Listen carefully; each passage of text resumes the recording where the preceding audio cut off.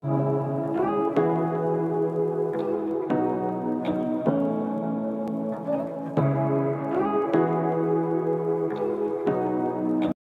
terlihat jelek, bab 152 latar belakang ayah. Selain itu, Direktur Liam. Bukankah Mama berkata papanya hanya menjalankan bisnis kecil? Tetapi, orang yang bisa menghadiri acara hari ini hanya orang yang kaya dan punya pangkat. Melihat semua orang yang begitu menghormatinya, dia tidak mungkin hanya menjalankan bisnis kecil. Clover menundukkan kepalanya dan menyembunyikan perasaan kacau di matanya. Ketika Clover mengangkat kepalanya lagi yang bisa dilihat hanya ketenangan. Direktur Liam, untung Anda datang. Acara ini dibuat oleh Anda kan? Tamu Anda ini mencoba mendekati aku. Dia malah marah-marah ketika rencananya gagal. Anda harus berbicara untukku, sutradara Wang melihat Conan Liam dengan tatapan gelap. Conan Liam melihat ke Clover. Ekspresinya berubah dan jelas dia terkejut. Dia berjalan ke Clover dan ingin berkata sesuatu. Clover membungkukkan badannya kepada Conan dan berkata dengan nada tenang, "Salam kenal Direktur Liam. Nama saya Clover Eliezer." Clover merasa dirinya menggunakan seluruh tenaga badannya untuk berkata kalimat ini. Jarak mereka sangat dekat, sehingga Clover jelas melihat tangan Conan bergetar. Setelah itu ekspresinya pun kembali ke normal. "Clover kan? Apa yang terjadi?" Melihat pria yang Clover memanggilnya papa selama belasan tahun, Clover merasa sangat asing. Jika Direktur Liam ingin tahu apa yang terjadi, cukup membuka rekaman CCTV. Clover ingin melihat apakah papanya akan bersikap adil. "Papa, mengapa kamu ragu-ragu? Usir dia keluar saja," seorang wanita berkata. Clover berputar balik badannya dan melihat ke wanita yang berbicara tadi dengan tatapan tajam. Clover merasa dirinya seperti pernah melihat wanita ini. Oh iya, wanita ini bersama Andrew ketika Devan bertunangan kemarin. Tetapi, dia memanggil Conan dengan panggilan papa. Clover merasa terkejut. Papanya memiliki anak lain. Sutradara Wang, apakah saya perlu membuka rekaman CCTV? Conan bertanya dengan nada dingin. Sutradara Wang itu jelas merasa kaget dengan sikap Conan. Dia sendiri juga tahu di sini ada CCTV. Tetapi dia sudah berada di industri ini bertahun-tahun, reputasi namanya tidak kecil. Orang-orang yang berhubungan dengan industri ini rata-rata akan menghormatinya. Tetapi Conan malah berpihak ke Clover. Sutradara Wang itu memegang perutnya. "Aduh, perutku sakit. Aku mau pergi kamar mandi dulu. Nanti baru datang cari kamu lagi." Penampilan pria itu yang gugup dan melarikan diri jelas sudah memberitahu kepada semua orang kebenaran. Clover Eliezer, perusahaan CX Kosmetik, pertama kali diingat oleh orang yang berada di dalam industri dalam negeri.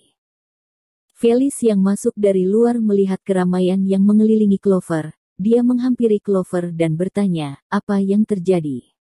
Mengapa kamu dikelilingi keramaian?" Clover tersenyum, "Tidak apa-apa. Ada anjing yang sembarang menggigit orang." "Direktur Felis, saya merasa sedikit tidak enak badan. Saya ingin pulang dulu." Melihat Clover yang terlihat sedih, Felis mengangguk dan memegang lengannya. "Aku temani kamu pergi." "Nona Clover, apakah kamu mau minum bersamaku?" Conan berdiri di depan Clover. Clover mengira dia akan marah dan benci jika dia berjumpa dengan papanya lagi. Tetapi detik ini, Clover hanya ingin menangis. Dia sudah memanggil pria ini papa selama belasan tahun. Tentu saja Clover menyayanginya. "Maaf, saya tidak enak badan," Clover menolak dengan dingin. Felis merasa ada sesuatu yang salah, tetapi dia tidak bertanya dan mengantar Clover ke bawah. Setelah meninggalkan hotel, Clover menelpon Devan dan menceritakan kejadian tadi. Jadi, pada saat Clover sampai rumah, Devan yang tidak memiliki ekspresi baik langsung menariknya. "Apakah kamu baik-baik saja?" Clover mengulurkan tangannya dan memeluk Devan dengan erat. Setelah waktu yang sangat lama, Clover baru bersuara, "Devan, Devan mendorong Clover dari pelukannya dan tatapannya menjadi gelap ketika dia melihat wajah Clover dibasahi dengan air mata. Apakah orang itu melukai kamu? Clover menggelengkan kepalanya dan menyuruh Devan untuk duduk. Devan, apakah kamu tahu Conan? Tangan Devan yang sedang menyeka air mata Clover jelas bergetar ketika dia mendengar nama Conan. Pemilik Liam Farm Group. Kenapa? Pemilik grup Liam Farm. Mau tinggal di desa pun, Clover juga pernah mendengar Liam Farm. Liam Farm adalah perusahaan yang bergerak di bidang manufaktur alat kebutuhan sehari-hari. Perusahaan ini adalah pemimpin di bidang ini. Clover sudah mengenal nama ini sejak dia SMP. Seluruh orang di negara ini rata-rata pasti pernah mendengar nama ini. Clover memegang dahinya sendiri. Devan, dia adalah papaku. Devan yang biasanya tenang pun jelas menjadi kaget. Kamu, bukankah kedua orang tuamu sudah meninggal? Clover mengangkat kepalanya dan melihat Devan dengan senyuman ringan. Pria ini kejam dan pintar. Tetapi pria ini memilih untuk percaya kepada Clover tanpa syarat. Sepertinya Dylan hanya sekilas membaca biodata Clover dan tidak mencari tahu dengan dalam.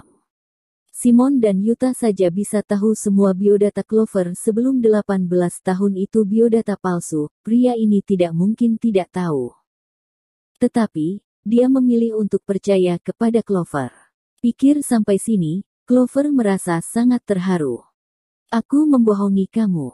Devan, mengapa kamu tidak pernah bertanya padaku alasan melahirkan Simon? Devan mengelus wajah Clover. Kalau kamu mau bilang, aku akan dengar. Kalau kamu tidak mau bilang, aku hormati pilihanmu. Clover menarik lengan Devan dan menyandarkan kepalanya. Kemudian dia mulai menceritakan masalah yang terjadi pada saat dia berumur 18 tahun. Mungkin karena Clover sudah memiliki Devan, Simon dan Momo di sisinya, Clover merasa sangat tenang ketika bercerita kembali masalah-masalah itu. Kesedihan yang dia rasakan waktu itu sudah tidak ada. Tangan Devan yang melingkari pinggang Clover terus mengerat. Clover tahu itu adalah cara Devan mengekspresikan perasaannya. Setelah menceritakan semua masalah di beberapa tahun ini, Clover mengangkat kepalanya dan melihat mata Devan memerah. Di masa depan, aku tidak akan membiarkan kamu begitu susah lagi. Aku berjanji. Devan mencium dahi Clover dengan lembut dan berjanji. Setelah itu, Devan menelpon Dylan. Kamu cari tahu tentang kondisi Conan dan berikan informasinya kepadaku besok. Setelah itu, Devan menambah. Apakah Ningga Group ada investasi beberapa film sutradara bernama Wang itu? Batalkan investasinya sekarang. Tidak tahu Dylan menjawab apa, Devan berkata dengan dingin, tidak perlu berpikir tentang akibatnya. Setelah itu dia mematikan telepon. Malam ini, Devan jarang-jarang sangat diam dan tidak melakukan apapun. Dia hanya memeluk Clover dan tidur satu malam. Pada saat bangun pagi, Devan sudah tidak ada. Clover mengerutkan alisnya.